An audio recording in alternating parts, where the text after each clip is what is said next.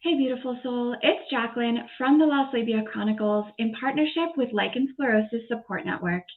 If you have lichen sclerosus and are looking to empower yourself with information, find acceptance, and reclaim your life, then please subscribe to our channel and keep on watching. And if you have a friend or family member or loved one with lichen sclerosus and you want to learn more about the physical and mental health aspects of living with LS so that you can better support them in their journey, then please subscribe to our channel and please share it with them as well. So in today's video, we are continuing our sexual health and lichen sclerosus series, and we are joined by the brilliant Dr. Brotto today, and we are going to be focusing on low libido issues, and lichen sclerosus. So as always, if you find the information in this video helpful, please give us a like and subscribe. So for folks who do not know Dr. Lori Brotto, she is an absolute titan in the sexual health space. She's a professor in the Department of Obstetrics and Gynecology at the University of British Columbia, where she also shares a Canada Research Chair in Women's Sexual Health. She's the executive director of the Women's Health Research Institute, one of only 3 research institutes in Canada that is devoted entirely to advancing women's health. You may recognize her from the recent Netflix series, The Principles of Pleasure, and she's also the author of 2 books on mindfulness and sexual health, and works as a registered psychotherapist, helping folks with a variety of sexual health issues. So welcome, Dr. Brotto. Thank you so much for joining us today. I'm really happy to be here. Thanks, Jaclyn. Of course. So before we kind of dive into the libido topic, I'd love to know, how did you come into this sexual health space? I can't imagine that as a little girl, you had dreams about talking on the internet about sex all day, every day. So what kind of brought you into this space? Yeah, that's most definitely not what I looked up at career fair day in, 9th grade. It was really by chance. I started volunteering in the early days of my undergraduate training. I started volunteering in a research lab that was studying the impact of antidepressants and medications on the sexual activity of rodents. And so that was really my introduction into science and the scientific method and research, but also was my introduction into sex research. And what I learned over the 6 years of injecting rats with different medications and then studying their sexual activity was just how little research was being done, not just in rodents, but most importantly in humans. And so as I continued to do that volunteer work, of course, Viagra was approved, the blockbuster medication that was approved in 1998 by the FDA, and then a year later in Canada. And suddenly we had this easy and effective and relatively inexpensive treatment for erectile dysfunction.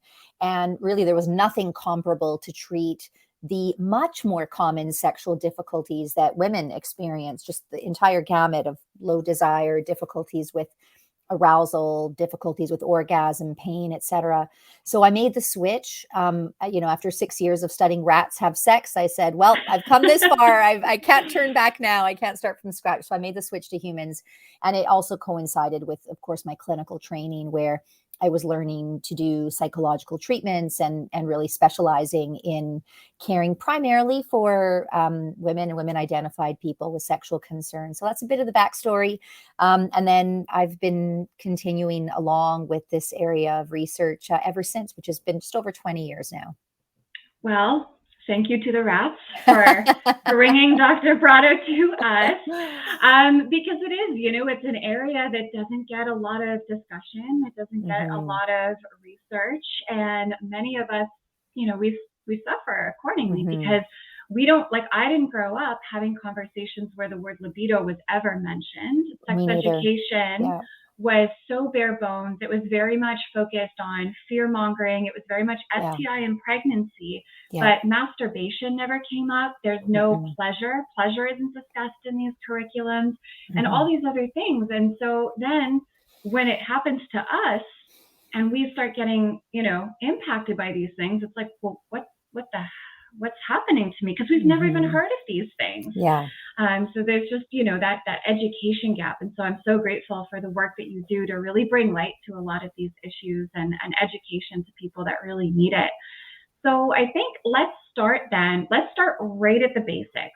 What is libido? Because I don't think many people actually know. I think at minimum we're like, it's desire and low desire. So libido and low libido, what are they? Yeah. And of course, there's other words that we use like sexual interest and sexual motivation and horniness and, all sorts of different terms. And as a researcher, I do find it very helpful to distinguish these terms, even if, we don't distinguish them in our everyday use of them, but really by libido has kind of historic roots. Freud talked about libido, the early psychoanalysts of the 1800s talked about libido.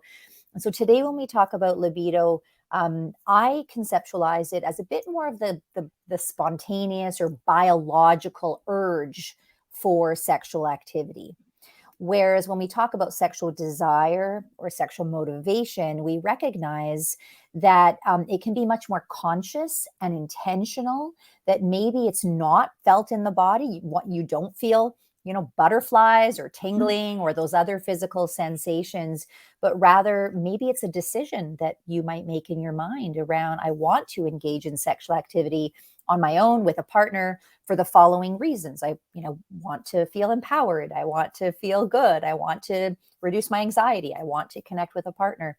So we do differentiate these terms because they also map onto two different kinds of desire.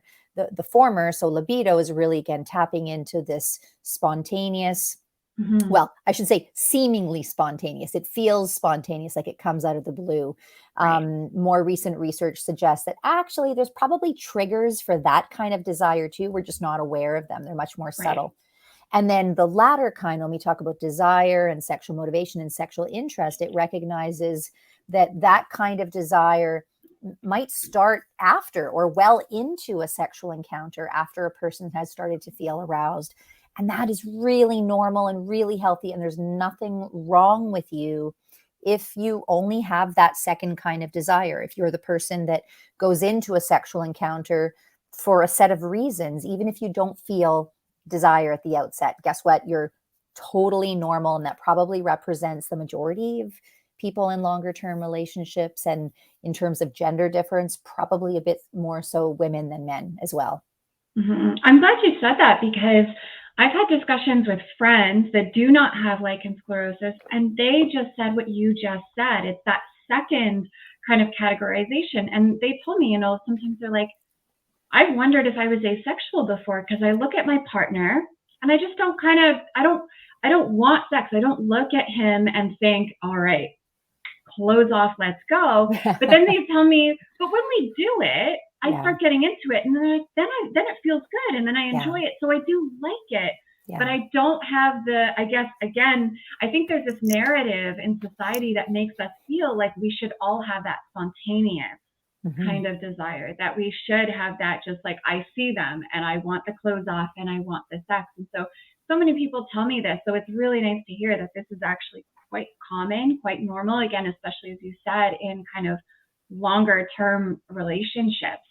So how common would you say these kind of issues are with people that you kind of work with in your kind of clinical setting? Do a lot of people come to you with low desire, low libido, these kind of issues, like why am I not just feeling it all the time? Or I used to feel it and now I don't, something changed. What's going on? Is that pretty common? It is common. So there, one of the things that Viagra did give us, thank you, Viagra, is more research looking at how common sexual difficulties are. So in the last 20 years, there's been quite a few different large, we call them prevalence studies, population-based prevalence studies, where they look across a wide representative sample of the population and ask questions like, over the last year, have you had a period of 3 months or more where you lacked desire in sex, or had pain with sex, or had difficulty reaching orgasm?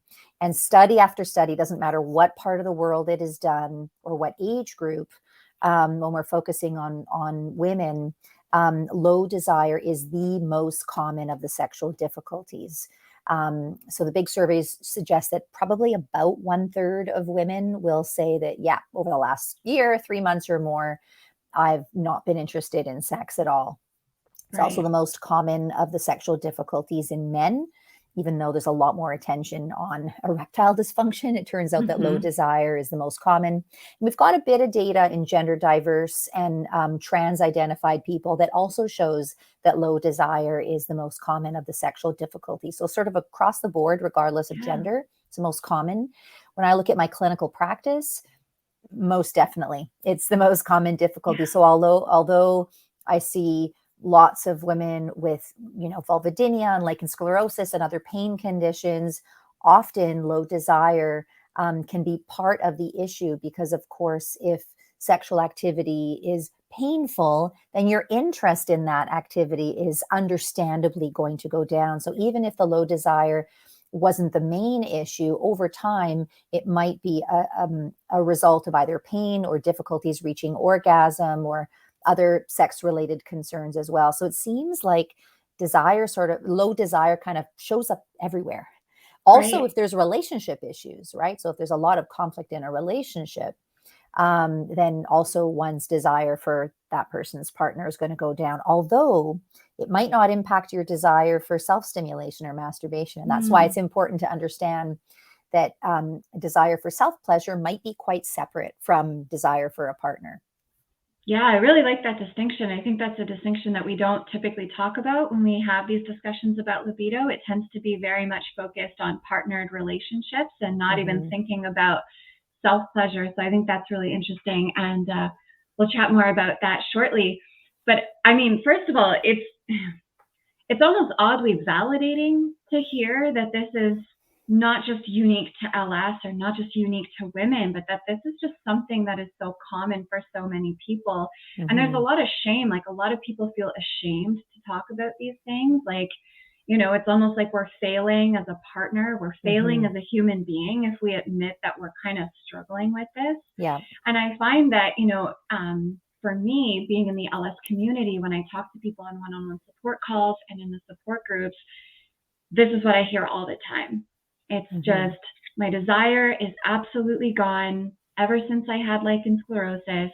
And Hmm. I had a similar thought where it was like, and because that happened to me too, because my main symptoms were pain with sex and tearing with sex. Yeah. So I would tear around the fourchette area, around the vaginal opening every single time without fail. Yeah. And then looking back, it was kind of like, well, no wonder I didn't really have any drive or motivation or want for this, because I Yeah. knew that engaging in that meant I was going to be in pain, not just during that moment, but I was going to be in pain potentially days after too. And that's Yeah. also going to affect my life. So it kind of makes sense if we put it into, that kind of pain perspective. And then there's the other thing with lichen sclerosus where people experience clitoral adhesions, clitoral phimosis.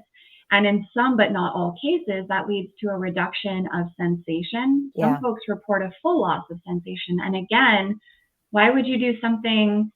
Why would you want something that's not pleasurable for you? Right. Exactly. If I hate, well, no, I don't hate ice cream. That's a terrible example. I like all food. I'm not good at food I know. analogies because I love it Bad all, but example. let's pretend I hate ice cream. It's like I'm not going to want or crave ice cream if I find it disgusting. Yeah. Again, I do not. But Yeah. Or if you get indigestion every time you eat it, right? right, that might be a Yeah. better, yeah, because Yeah. I love all food, so I'm like I can't really think of anything that I Yeah. dislike.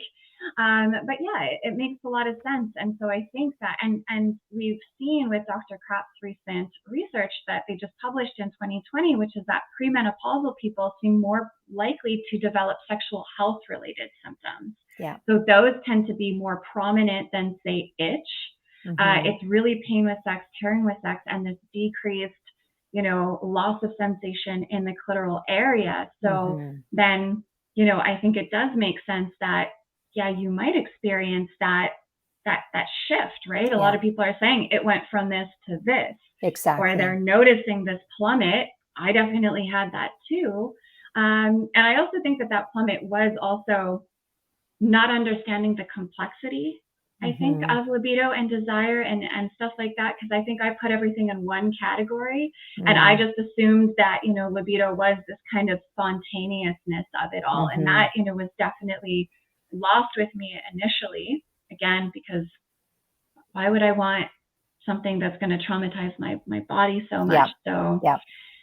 yeah, so you see that with paying clients too. Oh, yes. Everything you've said from start to finish is so common. And that's why, it's so important we have the conversation. You mentioned earlier, Jaclyn, some of the shame and embarrassment. And, the research on low desire indicates that the vast majority of women will never talk to a healthcare provider about their difficulties, or it takes them, several years to ask for help. And then when they get in the healthcare provider's office, let's say it's their family doctor, that person may not have the resources or the education to be able to guide them in the right direction. So they kind of go home, suffer in silence, turn to Dr. Google. They might experiment with, unapproved or questionably safe kinds of treatments. And so it's a real problem. And that's why, I'm so grateful as a researcher and a clinician in this area, for people like you who have this platform to share information with the public, so that hopefully someone who's listening says, oh, wait a second, I deserve to get help. There are actually some resources out there that can help me either cope or manage or maybe even get better from these difficulties. Yeah, and I find that so common, especially in a kind of GP, primary care physician setting, where people go to their family doctor, and you're right. They spend years trying to muster up the courage, because there is shame, there is embarrassment there. And, it's a hard conversation for some people to have with their doctor. Yeah. They finally get the courage, they mention it, and they're met with a kind of deer in headlights look from their GP, like, oh God, like what do I do with this patient now? I don't know what to do. And they don't have the resources. They're not really embedded in these kind of conversations. And then the patient goes home, like you said, with no resources, thinking it's hopeless. Yeah. Thinking, all right, well then you're right. I have to resort to what I find on the internet or nothing, because if healthcare doesn't have any resources for me, then where do I go from here? And that's really common. I hear that a lot in the support spaces, where people are talking to their doctors about sexual health, and the doctors just don't know where to go. Yeah. They don't even think about sex therapy. I actually gave a talk at the Vulvovaginal Health Update a couple of weeks ago. And, I spoke very passionately about this piece, knowing very well that there were GPs in the audience. And I was like, one of my big things was, ask us about our sexual health. Yeah. Don't wait for us to bring it up. Yeah. Ask us. And if you're not well versed in sexual health medicine, that's fair. Yeah. I don't expect every doctor to be, a whiz in absolutely every space. That's unrealistic. But there are resources. There are ways that you can point patients to, so that they're not leaving your office empty-handed. Yeah. Because when a patient leaves empty-handed, I think that's really dangerous. Yeah. Sometimes that means they're never going to confide in you again. And or it means that now they might go to Google and find some random supplement and start ingesting that, which could or could not have adverse side effects on the body. We don't know, because as I mentioned, they're not kind of approved. But it's like, well, I kind of can't blame you for even doing that, because you're just told, well, there's nothing. There's nothing I can do for you. Yeah. So I think before we talk about kind of resources, I'd like to know, for people that, because there is a lot of distress behind this for a lot of people, right? It's not just, oh yeah, like it's not the same as it was in my 20s or in the first year of my relationship, but that doesn't bother me. I'm not talking about that group of people. That's totally fine. Yeah. If you're happy with the way things are going with your sexual health, with your partners or your relationship, A-okay. Right. But what about the folks that are actually feeling distressed, feeling very upset in their decline, and feeling like, is there any hope for me? Can I either get my libido back, or are there ways that I can work on maybe increasing it if it is causing them kind of that mental distress? Yeah. Yeah. Thank you for differentiating the folks for whom maybe changes in their desire are not bothersome for them, because, if you're someone who's going through a period of a lot of stress, or, there's been a loss, or there's been some other significant life change, and your desire has gone down, we don't want to, quote, pathologize or medicalize that. we want a person to be able to say, well, of course I'm not interested in sex. Mhm. I just had back surgery or what have Right. you. So we're really talking about those people who are distressed. And by distressed, what we mean is bothered. They think about it a lot. They Yeah. worry about it. They feel very unhappy. And if we're talking about formal diagnoses, which, personally, I don't spend a lot of time thinking about, Mhm. because if someone shows up and they're bothered and they have low desire, I want to be able to help them. But we know that officially a diagnosis is only made, so a diagnosis of a sexual dysfunction is only made Mhm. if there's both the change in the sexual response and the person has significant distress that lasts at least Right. 6 months or more. So in that latter camp, if we're talking about low desire plus distress, and a lot of my research focus, well, all of my research focuses on women, the broad umbrella of women. So that would include, birth assigned females who may not identify as women, but maybe identify as gender diverse, Mhm. or trans women, et cetera. And there are different treatments that are available. So I've been focused on my career in mostly mindfulness-based interventions, which work. We and many others around the world have tested mindfulness-based interventions, and we've shown now in quite a large number of studies that whether it's mindfulness that's done in a group setting or individual setting, face to face or online, which is something we're developing right now, is an app called eSense. That mindfulness significantly reduces sexual distress. It improves desire. It reduces rumination, which is the tendency to really think about and have worrisome thoughts about sex.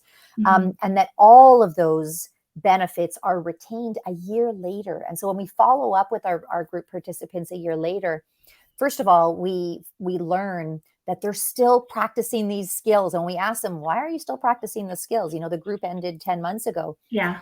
And they say to us that they have noticed so many other benefits in other parts of their life, their ability to manage anxiety, their ability to stay present, with their family, their ability to manage depression. So they experience all of these other secondary benefits in addition to the improvements in their sexual function. So they continue to practice even a year later. And we've published a fair bit on this. So that's my go-to, because I really believe in the underlying rationale and theory of how mindfulness works to improve Mhm. desire and reduce distress. But we also have evidence that even giving people good psychoeducation, so dispelling their myths, empowering them with information about the sexual response cycle. So, how does arousal impact desire? Normalizing low desire at the outset of an encounter and having Mm. conversations with them about reasons for sex. So, all of that, what we might call basic psychoeducation, also can significantly improve desire. And we've shown that in our research as well. So those tend to be my preferred areas, just because they've been studied and researched so well, and we know how they work. And we can, when we first meet with a person, based on a thorough assessment, I can have a pretty good sense of, would this method, either psychoeducation or mindfulness, be useful for this person. Cognitive behavioral therapy is another form of psychological treatment that also has seen in randomized clinical trials to be effective for low desire as well. And in case anyone's wondering, yes, there are 2 medications. They are approved in the US and Canada. They were the subject of some rather large clinical trials, so they are out there. The uptake in North America has been really low, however, and it's Mm. because, well, there's a variety of reasons. First of all, they're really expensive. About 30% of users have side effects like difficulty concentrating or nausea or lightheadedness, which are not good for sexual I was desire. gonna say, and I don't know, hearing that, I'm like, if I'm nauseous, I do not want No, anything. Not with no, myself, not exactly. with a Yeah, partner. I Mm-mm. know. Yeah. So, but I do, I do feel that I need to be balanced, and let listeners know that there are 2 medications that are available to treat low desire in women.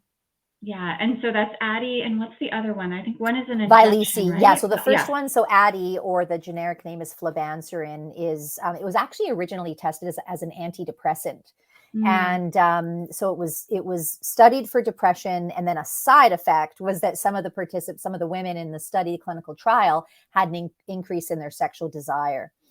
So it has to be used daily. It's a pill you take daily. It takes about 2 months to take effect. And this is the one that has most of the side effects associated with dizziness and nausea and lack of concentration and all of that. The second medication is called, the generic name is called bremelanotide, or Vyleesi is the common name. It's injection. The person self-injects, and it doesn't need to be done daily. It's done before a planned sexual encounter. So those two different medications work on different systems in the brain. And the research has shown that among women who are already sexually active, they experience about one more satisfying sexual event per month when they're using these medications. So keep in mind, these are among people who are already sexually active. But a lot of women with low desire, they're not having sex at all. They're saying, I'd be thrilled to have sex once a month. Absolutely. So again, that's just another caveat to keep in mind for people who might be thinking of a medication. Very fair. Yeah. So I love the psychoeducation and the sex education piece. I am a big proponent of just how helpful education can be with respect to pain and sexual health. Because I think that a lot of the anxiety, those ruminating, I love that you use the word rumination, because that is me. Like, if I had one adjective, I would be like rumination queen. That's just how my mind is, right? Yeah. Pardon me. So like I tend to ruminate a lot. I tend to worry. And a lot of that really, if I break that down, if I look at what is underneath this anxiety, it's the unknown. Is really what it is. And it's the fact that when I go on Google, I can't find answers, and my GP doesn't have answers, and that scares me. And so I find that, again, like you said, if you normalize this up front, that can be very helpful, because a lot of us come in feeling like we're broken, like we're wrong, like we're damaged, like we're the only one on this planet. So normalizing it first, and then educating about pain education and sexual health education, I think that really can go a long way just up front to helping with some of those like anxiety and kind of mental health pieces. And then the meditation piece, I remember, because I have your books, and I got them, and I was very, very curious, because I have a couple of chronic pain conditions. And when I was diagnosed with lichen sclerosus, that was the third condition that caused chronic pain in my body. And I broke down in tears in my GP's office, and I said, I can't do this. I need professional support. I don't know if you have a pain counselor. I don't know if you have a chronic pain therapist, but I need something. I can't do this alone. And so she referred me to Sinai Hospital. I'm in Toronto, and they have a pain program there. And I was enrolled in that program, and I was there for almost a year. Now they start everybody in that program. It's mandatory. You have to do pain education. There's a psychologist that runs it, and you do a couple sessions learning all about pain. How does it work? What systems are involved, etc. And that in and of itself really calmed some anxiety in me. And then the rest of the year was, we met twice a week, and we did meditation practices and mindfulness practices with a group of people with chronic pain. We did that on Monday and on Thursday religiously for the whole year. And at first I was so resistant, because I was like, why do I want to focus inward? I'm in pain. My body's in pain. I want to escape my body. I don't want to go into my body. And I thought it seemed so counterintuitive, sit with the pain, notice the pain. I was like, I don't want to notice the pain. This is why I'm here, I want it to stop. And then there was this shift around 3 months in, where I started being okay sitting with my pain and just observing it. And that was really transformative for me. And being in that program changed everything, including how I live with lichen sclerosus. It was more focused towards chronic pain, back pain kind of patients, but everything I learned there really transferred over into how I processed and how I dealt with kind of learning to accept living with lichen sclerosus. So when we talk about meditation, is it like any kind of meditation or any kind of mindfulness program? Like, should people Mm-hmm. just kind of go on YouTube and look up some mindfulness, Yeah. stuff? What would you kind of recommend with when we're specifically trying to think about lichen sclerosus and kind of sexual health and Yeah. desire? Yeah. I mean, first of all, Jaclyn, thank you so much for sharing that personal perspective, because it completely mirrors what I've heard from so many women and others who suffer from vulval vaginal pain for a Mm. variety of reasons. Is they say it makes no sense. How on earth is being present and tuning inwards going to help me manage this pain? Right? It is completely counterintuitive. And so thankfully, what we now have is we have really good scientific data and brain imaging studies that show us how tuning inwards actually improves our ability to cope and manage pain. And so I'm going to just say something about that, and then I'm going to answer your question. But I do Yeah. want to answer that question first, because it's really important for your listeners that just because a psychological treatment or a mindfulness-based approach helps you manage pain doesn't mean that your pain is made up or psychological or a direct result of anxiety or depression. So Mm. those are separate phenomena. So just because these brain techniques work to help manage the pain and even reduce the pain intensity, that doesn't necessarily tell us that, your pain is psychological in origin. And that's super critical, because so often women and others have been dismissed by their doctors. They go and they say, I've got this pain, and then a physician might do an exam and maybe not see something. In the case of vulvodynia or provoked vestibulodynia or clitoridynia, they may not see anything. And they might say, sorry, I don't see anything. You're totally normal. Go home and have a glass of wine. And that is the experience of lots of women with vulvar and vaginal and even pelvic pain, is that they have been dismissed because there may not be something visible. It's probably different in the case of lichen sclerosus, where on an in-depth physical exam by a trained expert, it is much more visible. Mm-hmm. So I just want to say that at the outset, because what we have found in our research, we've done a large clinical trial also where we've randomized women with provoked vestibulodynia, which is a chronic pain that is provoked. So pain that is provoked with vulvar or vaginal contact.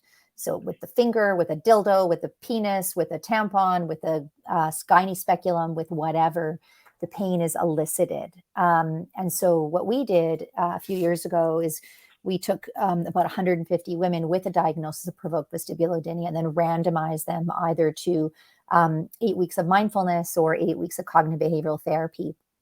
And we've published on the outcomes. We've published on additional studies looking at how this works and what predicts who does well versus who doesn't. So that's the background. Now let me directly answer your question around what does it look like for a mindfulness-based Mm-hmm. group.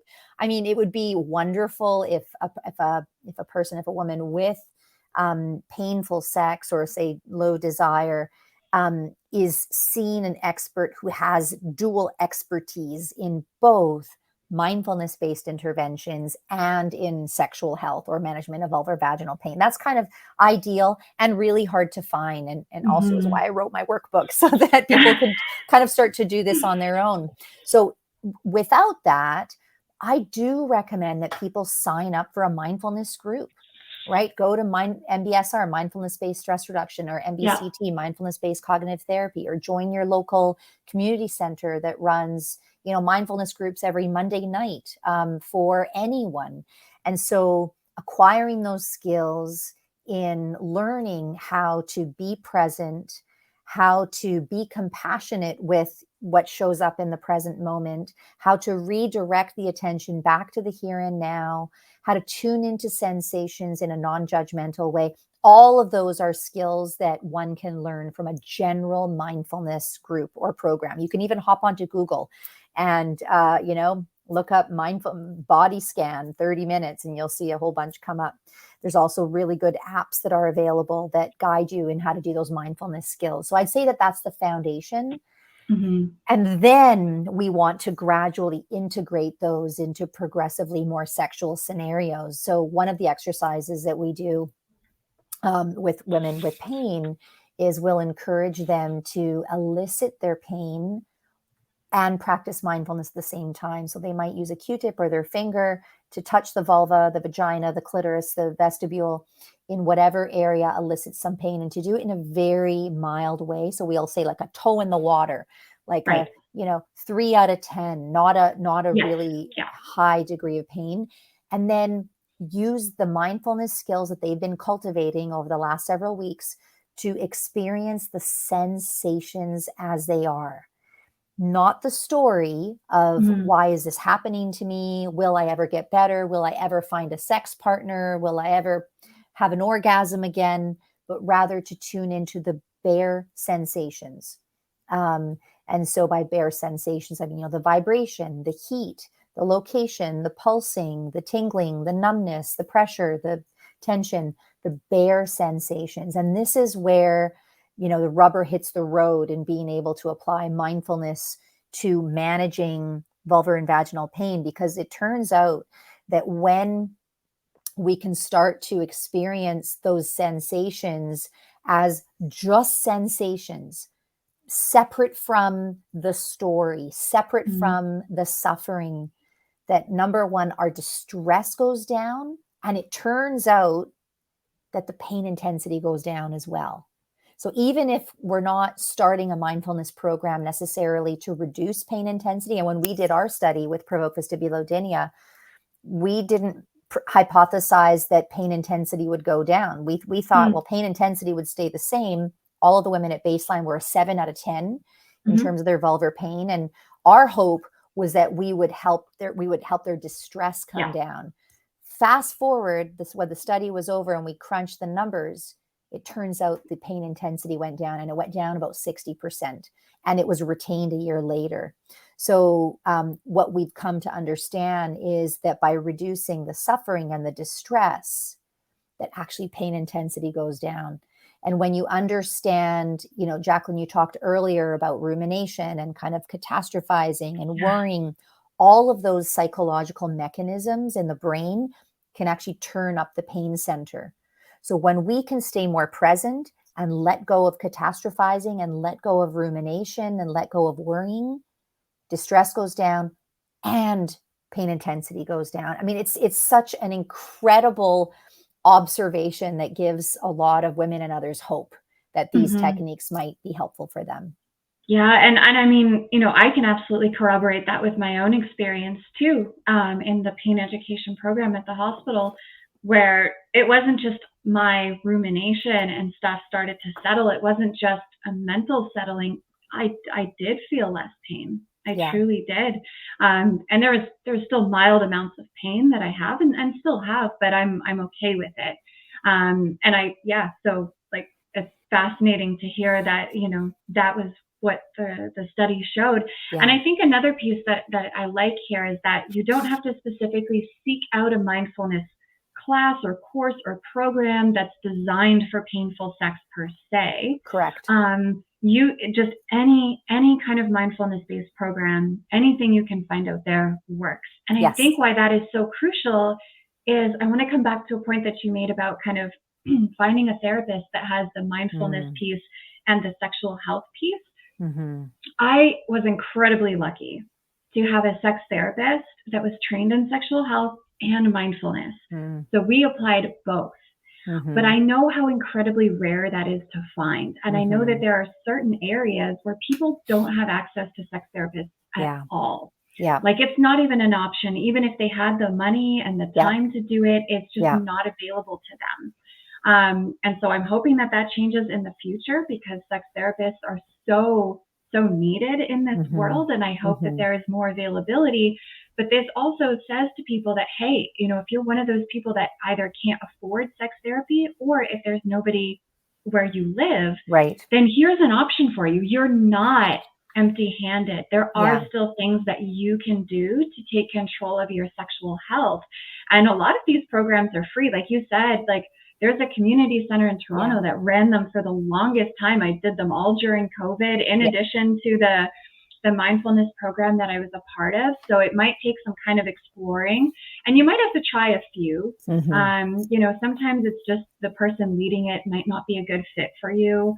Right. You might try out a couple different videos and see, you know, what kind of works for you. But I just love that this shows that there are options, even if you don't have those like sex therapists Yeah. kind of available to you. Do you know, is there any data on how often somebody should be practicing to kind of see any, you know, Yeah. improvements? I know everybody's different, but I wonder Yeah. if there's a kind of general guideline for how often people might want to be doing this. Yeah, so that question has been addressed in the broader anxiety and depression Right. literature, which is really, um, mindfulness has been tested for those populations long before we applied it to sexual health and vulvovaginal pain. And the conclusion in that area of literature and practice is that more frequent, in fact, daily and even shorter mindfulness practices is probably better for our brain and our mental health than, say, a single longer practice per week. So then in the original mindfulness-based stress reduction or MBSR program, and maybe even in many of them today, you know, the recommendation is that one would practice 45 minutes every single day. Mhm. And that's how the original clinical trials were set up. Right. But that might not be feasible in your life. I mean, if it is, Mhm. amazing. That's like a dream to me to be able to meditate for an hour every day. It's just not feasible with my Yeah. life. So the daily shorter practices, if time is an issue, that's what we would recommend. Yeah, I think that's great because I think that it's true for most people that, you know, an hour-long meditation a day, I certainly could not do that. Yeah, And I know that most people I speak to could not. There's yeah, kids, there's jobs, there's life. Life is yeah, busy. And I think that if you give somebody something that's more manageable and sustainable from the start, they're more likely to be committed to it and to yeah, follow through. Whereas if you put it on your shoulders or you're like, I gotta meditate for 2 hours and then do yeah, this and then do that, that's not sustainable. You're going to burn yourself yeah. out. And then you're going to say, oh, it didn't work. See, I did Exactly. the thing Yeah, and it didn't work and I'm yeah, still where I am. But it's like, well, yeah, but you kind of set yourself up for failure in a yeah, sense by putting so much on your shoulders that's just not sustainable for the majority of us. There are absolutely people that have 2, 3 hours a day to dedicate, and amazing. Dedicate that time away to yourself. I love that. yeah, But I think for most people, they're looking for something more digestible yeah. and something that they can kind of do, you know, longer term. So kind Exactly. of so speaking kind of on this kind of mindfulness topic, can you tell us a little bit about your workbook? Because I think that the workbook and the original book, I Yeah. think that's something that could be a really wonderful resource for people, again, especially people that don't have access to a sex therapist. Yeah. Yeah. Okay. Thank you. Thanks for that opportunity. Yeah. So in 2018, I published Better Sex Through Mindfulness, mostly because, we had a really good amount of scientific data to show that mindfulness was effective for improving low desire and pain, even though it's Better Sex Through Mindfulness, and the Hmm. subtitle is about desire. I actually talk a lot Right. about pain in the book as well. So, Better Sex Through Mindfulness, the book is it's kind of a synthesis of the research, and it's an explanation of the background rationale. So I go into a lot of depth around how does mindfulness change the brain in a way that allows us to feel better sex and more desire and less Yeah. pain and more satisfaction. So it really is a knowledge translation. It's a translation of the science written in a very accessible way. And after it came out in 2018, I was sort of inundated with phone Mhm. calls, not just from people experiencing sexual difficulty wanting to, get into my practice, but healthcare providers saying, Mhm. offer us training. How do we do this? Right. And it was just not feasible to meet that Yeah. demand. So together with the publisher, they suggested, why don't you write a treatment manual that can guide people through how to do this on their own. And it's really in recognition also of the fact that, as you mentioned earlier, Jaclyn, there are a lot of barriers that prevent people from getting access to good care. Mhm. financial barriers, geographic barriers, shame and embarrassment, personal barriers like, I'm managing a household and kids and a family and jobs and volunteer work and caring for elderly, and it's just not possible for me to get out. So the workbook, the Better Sex Through Mindfulness workbook, which came out the end of 2022, had that person in mind. I wanted them to imagine me as their personal guide, guiding them through step by step. And so I introduce all the mindfulness practices, the exact same ones that we have delivered in our groups and evaluated and published on. They can read through the instructions in the workbook, or I've made them all available for free on my website, so people can download them off of loribrotto.com and listen to them, listen to the audio guides as they're kind of working through the workbook. And so that's what it's intended to do, is really introduce people to the practice of all the same mindfulness exercise that we do in the group. And then I weave throughout every chapter additional psychoeducational information, like dispelling myths, like talking about, what are the major causes and predictors of sexual difficulty, but also sexual health. And there's a chapter on men and trans and non-binary people in there as well, because, we really want all people to understand that mindfulness can be a tool to give them better sex and help them help them experience better sexual satisfaction. So could people just start with the workbook, or do you recommend reading the initial book first? So I would say that for someone who is totally brand new and maybe skeptical about mindfulness, I'd say, if you're skeptical about mindfulness, or you're someone who says, I've tried psychological therapy, it doesn't work for me, or I have a distractible mind by nature, there's no way, then I would actually recommend reading the first book, because again, I go into a lot of that background rationale. And by the end of that book, you're hooked. You're convinced that mindfulness is going to work for you. And then you dive into the workbook. I love it. Yeah. And I was also thinking that the first book kind of acts as a replacement for kind of that psychoeducation piece that, again, may not be accessible if you don't have like a pain therapist or, any kind of counselor on your case. Then that can kind of replace that. So you get the education piece, and then you get to put that education into actual practice by using the workbook, which again is very accessible.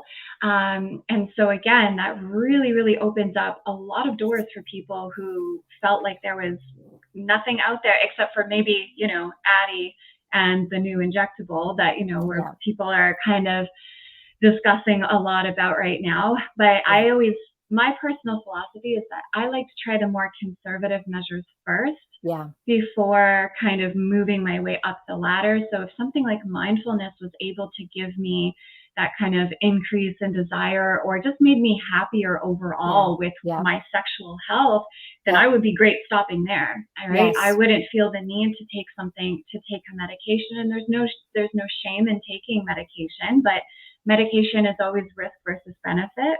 And we really need to think through that and think, is this right for me? Is this right for my body?